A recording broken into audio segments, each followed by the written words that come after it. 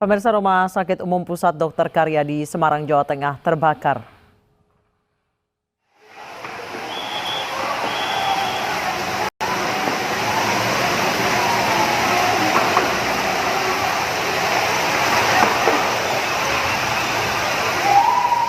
Informasi yang kami terima, api muncul dari ruang Magnetic Resonance Imaging atau MRI yang berdekatan dengan bangsal pasien gedung Kasuari.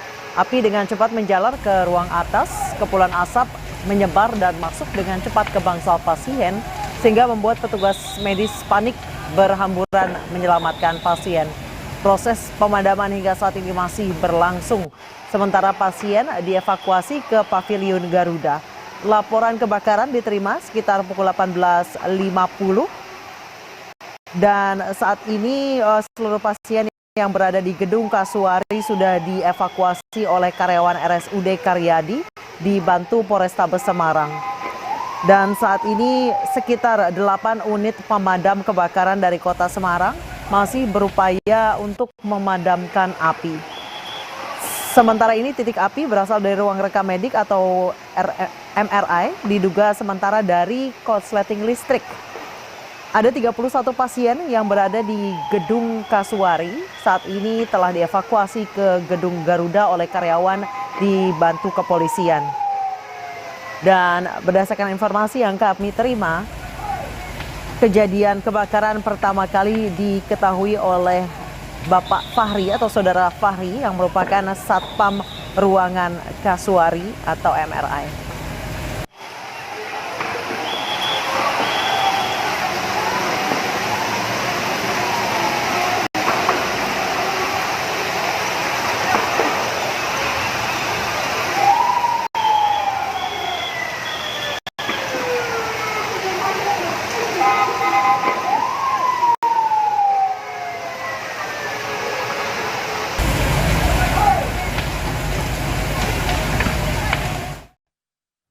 Pemirsa, Indonesia harus menang 5-0 untuk bisa juara Piala AFF 2020.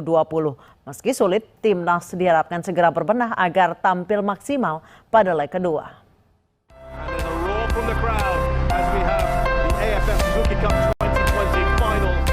Timnas Indonesia harus mengakui keunggulan Thailand 4-0 di final leg pertama Piala AFF 2020 yang berlangsung di National Stadium Singapura.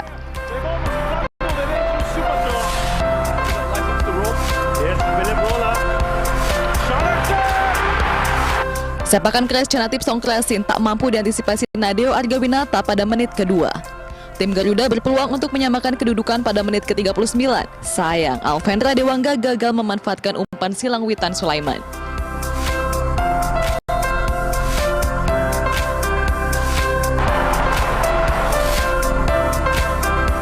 Pada babak kedua, Chanatip Songkrasin kembali membobol gawang Indonesia. Kali ini ia memanfaatkan umpan Supacok Saraca.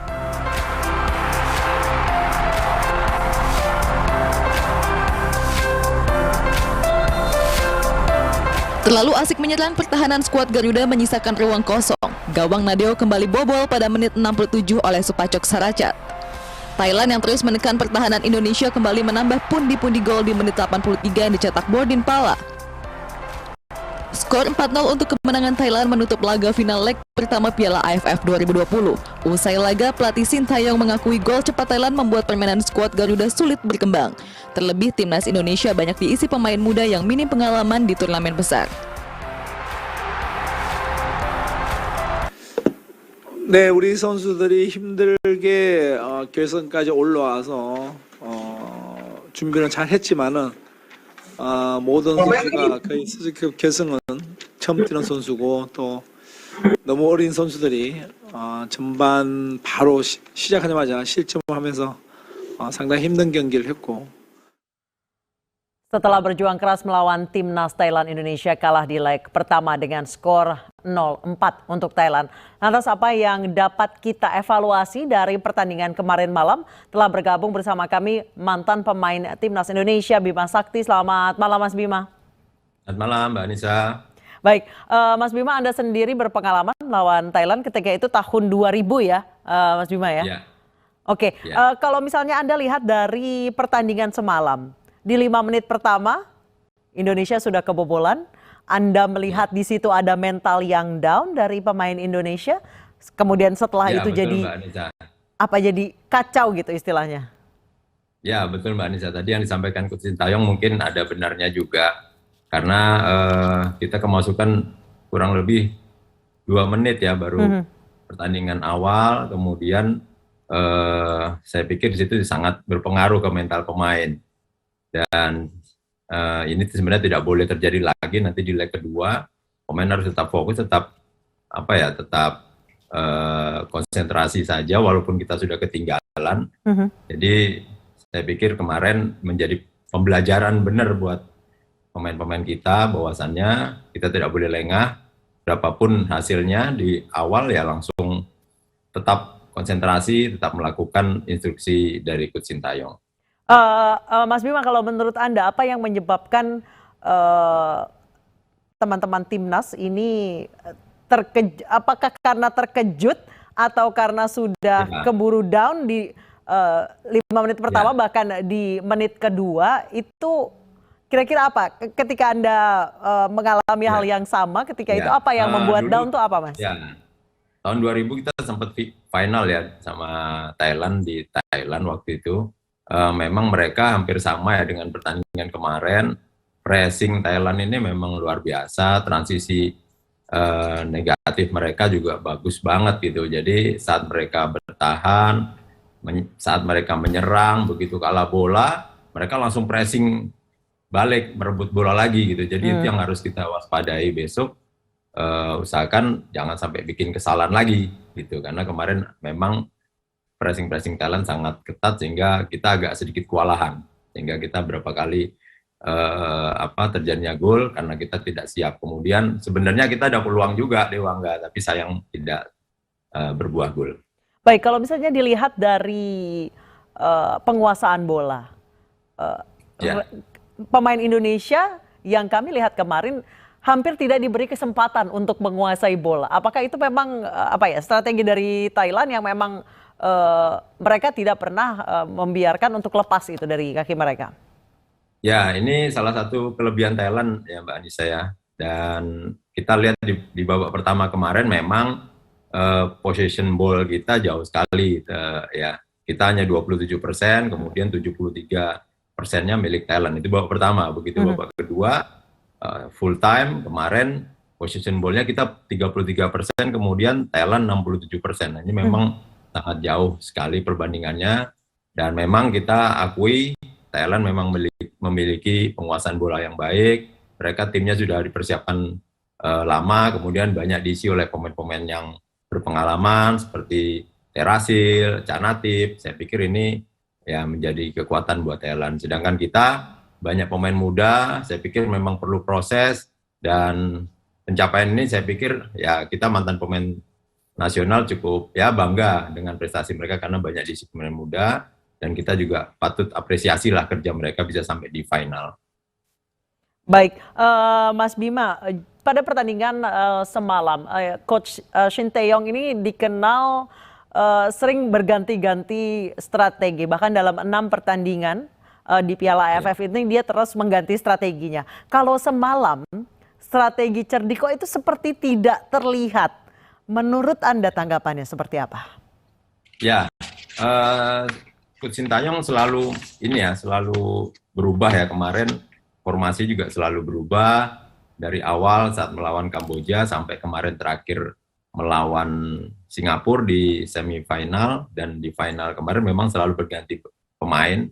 Dan mungkin di sini Coach Sintayong berpikir panjang ke depan karena tim ini bukan hanya dipersiapkan untuk di AFF 2020 ini aja, tapi banyak agenda ke depan. Jadi saya pikir beliau juga mencoba pemain semuanya agar diberi kesempatan dan ya hasilnya kita bisa lihat memang kemarin semua pasti kecewa ya dengan hasil 4-0 dan saya pikir ini sangat berat juga nanti di pertandingan leg kedua. Tapi Coach Sintayong, Egy juga pernah bilang bola bundar, kesempatan masih ada, ya semoga aja keajaiban bisa berpihak kepada timnas kita di leg kedua nanti hari Sabtu. Baik, Mas Bima, namun di sisi lain ada pula masyarakat yang tetap mengapresiasi kinerja dari timnas Indonesia? Karena kalau misalnya dilihat memang tidak apple to apple. Sementara pemain Thailand isinya senior semua yang sudah levelnya itu level Asia. Sementara timnas Indonesia ini isinya muda-muda. Hanya sedikit yang bahkan di atas 30 tahun. Ya, yang seperti saya bilang tadi Mbak Nisa, ini proses ya. Oleh sebab itu kita sebagai pencinta sepak bola Indonesia, ya kita harus bersabar menerima kekalahan ini kemarin ya terutama. Tapi apapun hasilnya nanti besok hari Sabtu, ya tim ini sudah berjuang. Artinya saya tetap bangga, tetap apresiasi perjuangan mereka, karena kita berpikir Coach Sintayong masih membangun pondasi ya. Ini adalah pondasi.